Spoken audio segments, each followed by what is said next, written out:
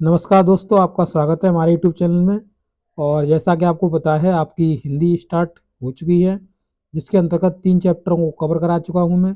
और चैप्टर 4 में आपको वीडियो 1 आपके लिए जा चुका है, जिसको मैंने बहुत ही डिटेल में आपको समझाया हुआ था। और उस वीडियो के अंतर्गत जो मैंने आपको टॉपिक जो आपके लिए कराया, वो आपका था यहाँ पे जो संधि से जो आपका जो क्रिएशन होता है, यानी संधि से जो शब्द बनते हैं, वो आपको मैंने समझाए हुए थे। और आज का जो हमारा वीडियो होगा, उसके अंतर्गत आप देखेंगे तो यहाँ पर मैं आपको समझाने वाला हूँ जो आपका दूसरा सेकंड टाइप है, समास द्वारा शब्दों का निर्माण। तो इसको मैंने बहुत डिटेल में आपको समझाया हुआ है। संधि द्वारा जो होते हैं ये सभी जो यहाँ पे आप देख रहे होंगे, इन सबको मैंने बहुत ही डिटेल में समझाया हुआ है। ये सभी एग्जाम्पल्स को यहाँ पे बहुत डिटेल में समझाया है। अगर आपने वीडियो नहीं देखा है तो आप जाकर के जरूर देख लेना। और इससे जितने भी पहले के जो चैप्टर 3 तक हो चुके हैं, आप वो भी वीडियो देखनी है। और अगर वीडियो पर इस पर अभी आप हो तो आप इस जो वीडियो अभी आपके सामने चल रहा है, इस वीडियो को आप पूरा देखिए। आपको समझ में आ जाएगा कि क्या समझाने का तरीका है मेरा। और एडिशनल इंफॉर्मेशन सरल भाषा में आपको समझाना, सब कुछ यहाँ पे किया जा रहा है आपके लिए। तो चलिए, आज हम स्टार्ट करते हैं। जो शब्द है उसको हम देखेंगे समास से। समास द्वारा शब्दों की रचना देखेंगे, यानी word formation by making compound words. यानी जो संयुक्त वर्ड्स होते हैं, कंपाउंड वर्ड्स होते हैं, यानी कंपाउंड जो वर्ड्स होते हैं उनको मिलाकर के हम बनाना सीखेंगे। यानी दो या दो से हम अधिक शब्दों को मिलाकर के क्या सीखेंगे, दो या दो से अधिक शब्दों को मिलाकर के हम सीखेंगे समास। समास को मतलब बनाना, यानी उससे हम दो या दो से अधिक शब्दों को मिलाएंगे तो हमें एक नया यौगिक शब्द मिलेगा। क्या मिलेगा? एक नया हमें यौगिक शब्द मिलेगा। उसको ही हम समास बोलते हैं। क्या बोलते हैं उसे? हम समास बोलते हैं। और समास में दो संबंध यानी शब्दों को पास पास लाया जाता है। दो शब्दों को हम क्या करते हैं? पास में ले आते हैं, यानी एक दूसरे के निकट ले आते हैं। और समास में ध्वनियों का नहीं, शब्दों का मेल होता है। इसमें क्या होता है? समास में ध्वनियों का मेल नहीं होता है, यहाँ पे दो शब्द मिलते हैं। जैसे कि यानी एग्जाम्पल्स के लिए जो समझाए गए हैं वो आप यहाँ पे देखिए, देखेंगे। देखिए तो यहाँ पे देखिए, यहाँ पे जैसे राजा और रानी। क्या? राजा और रानी। तो क्या लिखेंगे हम? राजा रानी। राजा रानी। और राजा रानी जब लिखेंगे तो इनके बीच में ये साइन लगाना ना भूलें, राजा रानी।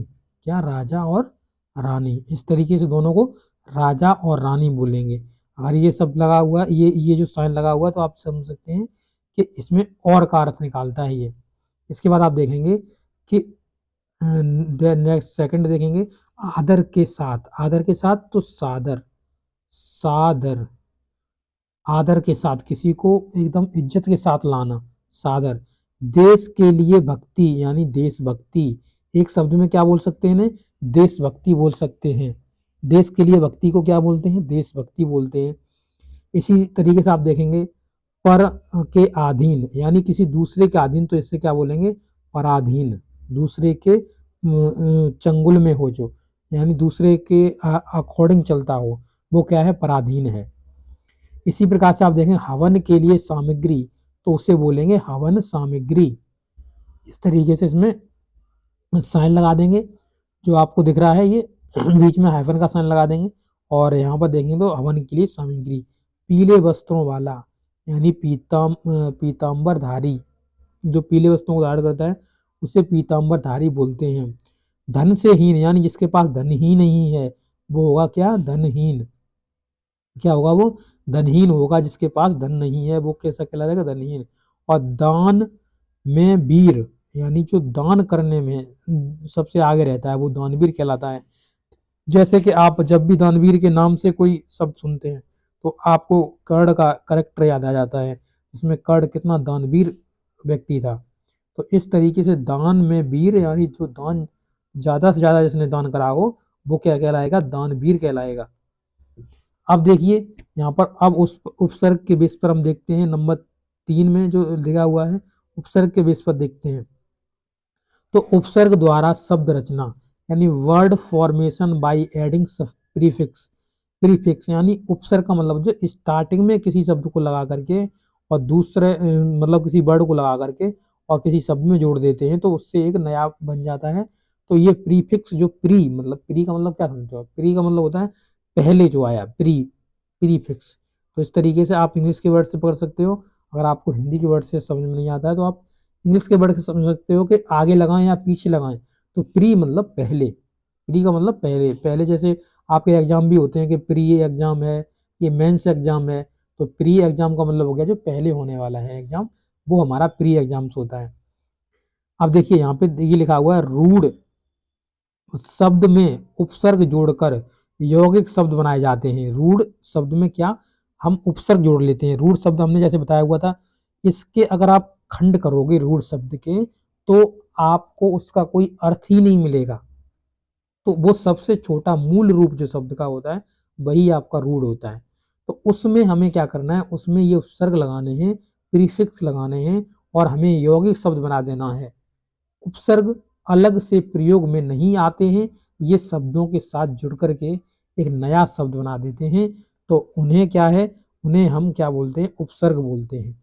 अब इस तरीके से आप अगर देखें इसकी डेफिनेशन पढ़ते हैं, देखिए शब्द निर्माण के लिए शब्दों के पूर्व में जो शब्दांश जोड़े जाते हैं वे उपसर्ग कहलाते हैं। क्या कहलाते हैं, उपसर्ग कहलाते हैं। जो भी शब्दांश हम जोड़ते हैं वो सब क्या कहलाएंगे, उपसर्ग कहलाएंगे। अब एक उपसर्ग है अ, और और अर्थ है इसका, अ का अर्थ क्या होगा, हीन। इसका पूरा अर्थ निकलता है, देखिए यहाँ पे देखिए, अ का अर्थ क्या है, अ का अर्थ है आपका हीन। हीन मतलब किसी के बिना हीन होना, है ना, वो हीन। और विपरीत, इसका दो अर्थ निकलता है, हीन और विपरीत उसके उल्टा। अब जैसे देखिए उपसर्ग लगाकर बने शब्द, अब जो उपसर्ग लगा के बनाए गए शब्द हैं वो देखिए, जैसे अथा, अथा मतलब बहुत गहराई है, इस चीज में अथाह गहराई है। और उसके बाद अभाव, किसी चीज की कमी है। अधर्म, जो धर्म पर ना चले। अलौकिक, अज्ञान, जिसमें ज्ञान ना हो। इस तरीके से आप देख सकते हैं। सु का मतलब होता है अच्छा, सु का मतलब क्या होता है, अच्छा। जैसे सुबोध है, सुपुत्र है, अच्छा पुत्र है, सुलभ है, तो आसानी से मिल जाए। स्वागत, किसी का आदर सम्मान करने के लिए हम स्वागत किसी का करते हैं, वो चीज है। उसके बाद देखेंगे बड़ा आ, बड़े आ का अर्थ होता है कि सहित या तक, सहित या तक। जैसे आरोहण, किसी चीज पर आरोहण करना, ठीक है। आजन्म, जन्म से ही। आकर्षण, किसी के प्रति आकर्षण होना, किसी के प्रति लगाव होना। आमुख होना, आचरण, ये सभी किससे बनते हैं, आ से बनते हैं, सहित और तक के मीन्स में जाते हैं। अति में देखेंगे तो अधिक, आगे। अति मतलब अधिक, अति, अरे तुमने तो अति कर दिया, इसलिए बोलते तो अधिक हो गया। अतिरिक्त, अत्याचार, अधिकारी। और फिर उसके बाद आपका देखेंगे तो अत्यंत। इस तरीके से आप इसमें देख रहे हैं, तो इस तरीके से जो उपसर्ग होते हैं वो मिल करके क्या बनाते हैं, वो एक शब्दांश होते हैं, इनके अर्थ निकलते हैं और उनको हम अगर किसी शब्द के आगे लगाते हैं तो वो क्या बन जाते हैं, एक हमारे मतलब एक नए अर्थ में जैसे कन्वर्ट हो जाते हैं। जैसे अथा लिखा हुआ था, अथा, ठीक है ना, क्या लिखा हुआ था, अथा लिखा हुआ था, इसमें अ और था लिखा हुआ था, था। अ का अर्थ हो गया था, हमने देखा यहाँ पे हीन या बिना। था का मतलब होगा जिसकी कोई था ले सके, उसकी कोई हमें गहराई पता हो।